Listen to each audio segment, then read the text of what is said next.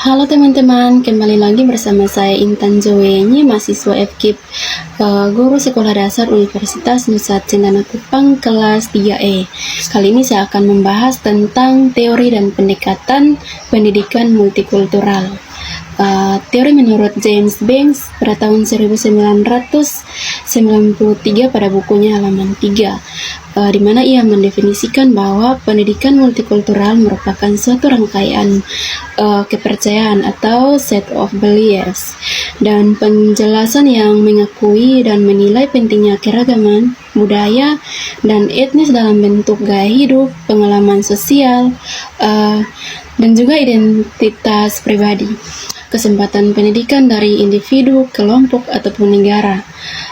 Di mana ia juga mendefinisikan bahwa pendidikan multikultural adalah ide, gerakan, pembaruan pendidikan, dan proses pendidikan yang tujuan utamanya yaitu untuk mengubah struktur lembaga pendidikan agar siswa laki-laki dan perempuan ataupun siswa berkebutuhan khusus dan siswa yang merupakan anggota dari kelompok ras, etnis, dan kultur yang bermacam-macam memiliki kesempatan yang sama untuk mencapai prestasi dalam akademis di sekolah. Berikut yaitu pendekatan pendidikan multikultural. Perlu adanya sebuah pendekatan tentang pendidikan multikultural. Di sini yang pertama yaitu pendekatan histori. Pendidikan ini mengandaikan bahwa materi yang diajarkan kepada pembelajar dengan menengok kembali ke belakang.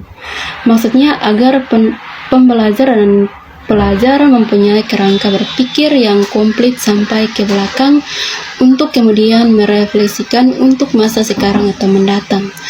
Yang kedua yaitu pendekatan sosiologis. Pendekatan ini mengandaikan bahwa terjadinya proses kontekstualisasi atas apa yang pernah terjadi di masa lampau, masa sebelumnya, atau masa mendatang.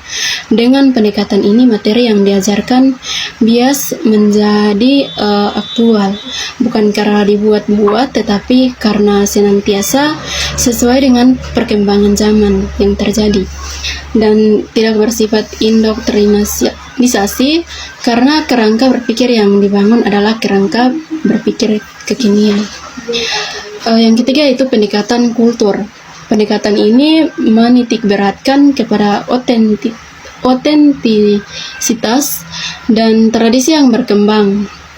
Dengan pendekatan ini, pembelajar bisa melihat mana tradisi yang otentik dan mana yang tidak.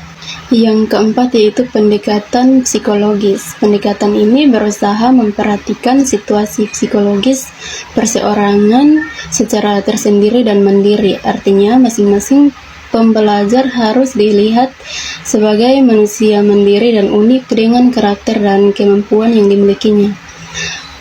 Pendekatan ini menuntut seorang pembelajar harus cerdas dan pandai melihat kecenderungan pembelajar sehingga ia bisa mengetahui metode-metode mana saja yang cocok untuk pembelajar.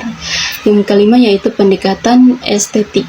Pendekatan ini pada dasarnya mengajarkan bahwa pembelajar untuk berlaku sopan dan santun, damai, ramah, dan mencintai keindahan. Sebab segala materi kalau hanya didekati secara doktrinal dan menekan adanya otoritas kebenaran, maka pembelajar harus cenderung bersikap kasar, sehingga mereka memerlukan pendekatan ini untuk mengapresiasikan segala gejala-gejala yang terjadi di masyarakat dengan melihat sebagai bagian dari dinamika kehidupan yang bernilai seni dan estetik. Sekian dari materi ini, terima kasih.